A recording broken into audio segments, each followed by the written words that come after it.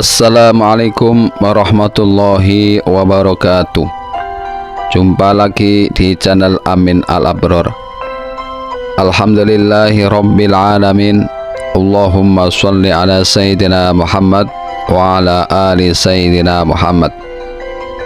Bersyukur kepada Allah Subhanahu wa Ta'ala, bersolawat kepada baginda Rasul Muhammad sallallahu alaihi wasallam.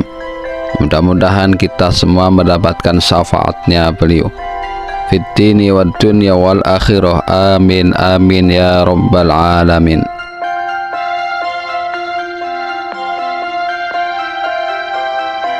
Perjalanan menuju Candi Gedong Songo. Candi Gedong Songo adalah nama sebuah komplek candi bercorak Hindu yang terletak di Desa Candi, Kecamatan Bandungan, Kabupaten Semarang, Jawa Tengah. Nama Gedong Songo berasal dari bahasa Jawa, yaitu gedong yang artinya bangunan dan songo yang berarti sembilan.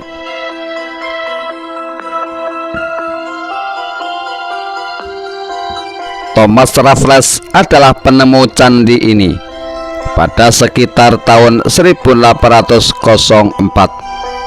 Saat ini Candi Gedong Songo menjadi salah satu objek wisata.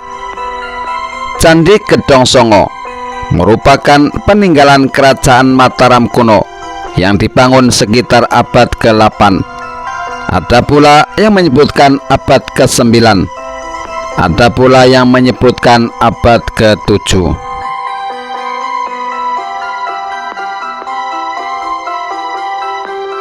Rakai Mataram, Sang Ratu Sanjaya adalah yang membangun Candi Gedong Songo pada awal pemerintahannya. Namun candi peninggalan budaya Hindu ini baru ditemukan oleh Sir Thomas Raffles pada tahun 1804. Mulanya hanya ditemukan 7 buah bangunan candi, sehingga dinamakan Candi Gedong Pitu. Kemudian pada sekitar tahun 1908 hingga tahun 1911, arkeolog asal Belanda bernama Van Steen menemukan 2 bangunan candi tambahan.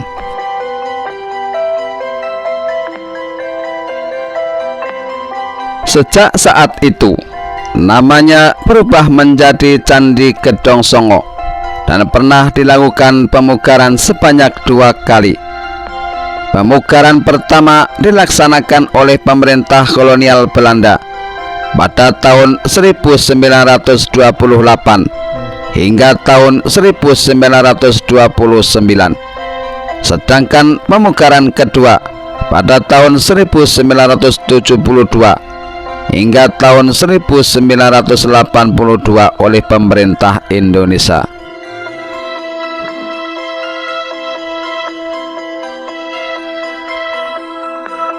Candi Gedong Songo berfungsi sebagai tempat pemujaan terhadap para dewa.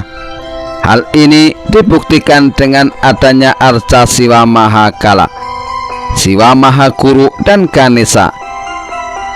Selain itu, lokasi candi yang berada di gunung berhubungan dengan kepercayaan pemeluk umat Hindu.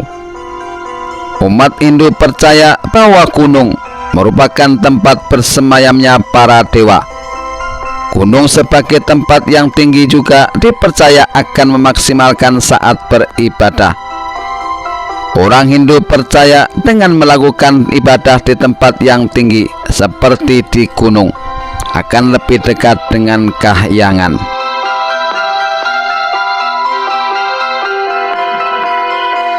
Candi Gedong Songo terdiri atas 5 gedong atau kumpulan candi, di mana 2 di antaranya terletak di sisi timur bukit, 2 di utara, dan 1 di sisi barat.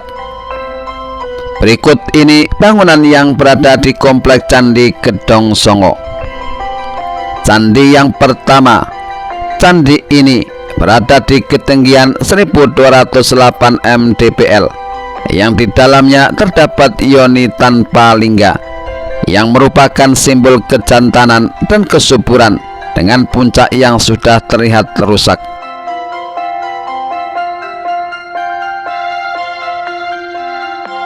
Candi yang kedua berada di ketinggian 1297 mdpl dengan bangunan yang masih utuh.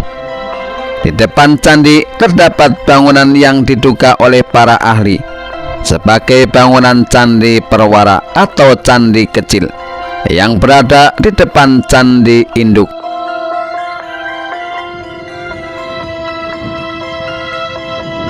Candi yang ketiga berada di ketinggian 1297 mdpl dengan 3 candi yang masih utuh dan terdapat candi perwara. Selain memiliki hiasan stupa di atapnya, candi ini juga menjadi satu-satunya candi yang menggunakan makara atau arca yang berbentuk kepala gajah.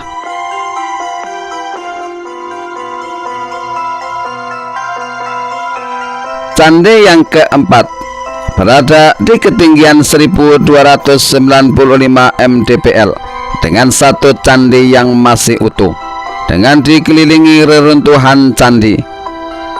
Candi yang kelima atau candi terakhir berada di ketinggian 1308 mdpl dengan 1 bangunan candi yang masih utuh dan beberapa reruntuhan candi.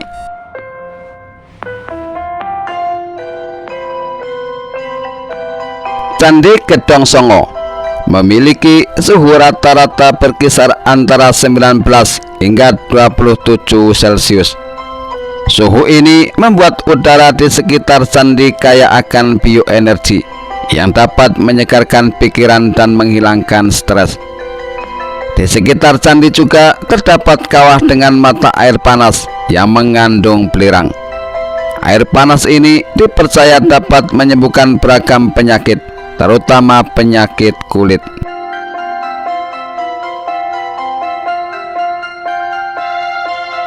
Menurut kepercayaan masyarakat setempat, mata air panas ini ditunggu oleh Dayang Ratu Sima, yaitu Nyai Gayatri yang berasal dari Bali.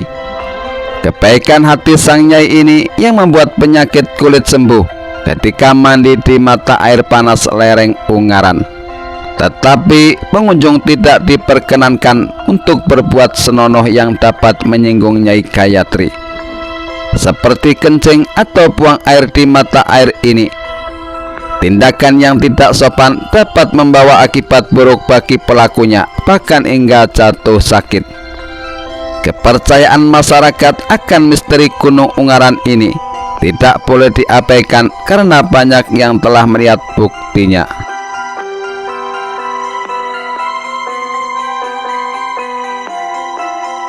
Selain itu, masyarakat sekitar percaya jika komplek Candi Gedong Songo masih berkaitan dengan kisah pewayangan Hanoman dan Dasamuka. Selain dikenal dengan kisah mistis dan sejarahnya, komplek Candi Gedong Songo ini juga memiliki bioenergi yang terbesar dan terbaik di Asia, mengalahkan bioenergi yang ada di pegunungan Tibet, Tiongkok.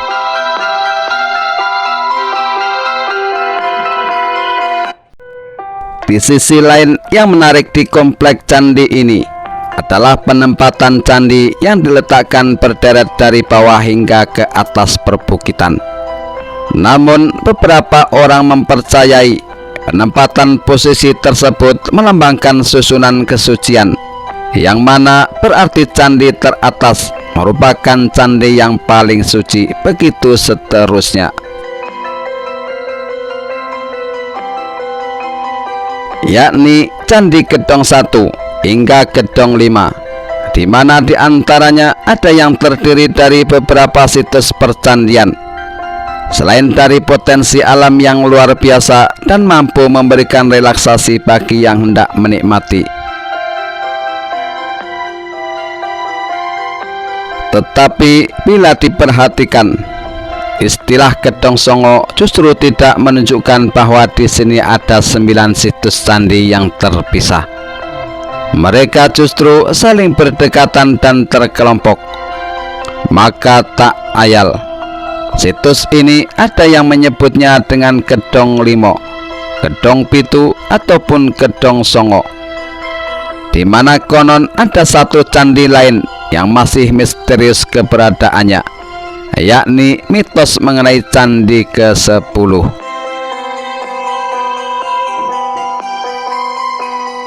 Oleh masyarakat setempat, candi ke-10 dikisahkan hanya dapat dilihat oleh orang-orang tertentu.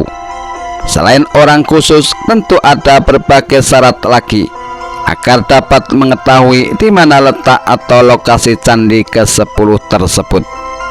Kita tentu saja dapat melihat hal ini sebagai wujud kepercayaan masyarakat lokal.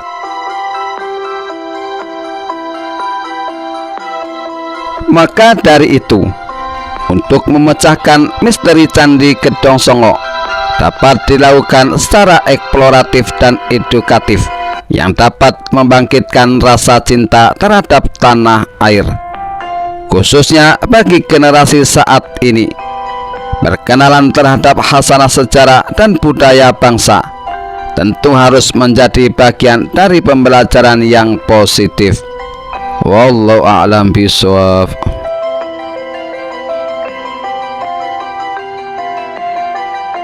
Inilah sepenggal kisah misteri Gedong Songo. Semoga bermanfaat bagi kita semuanya. Amin amin ya rabbal alamin. Jangan lupa like, share, dan subscribe. Terima kasih. Akhirul kalam. Wassalamualaikum warahmatullahi wabarakatuh.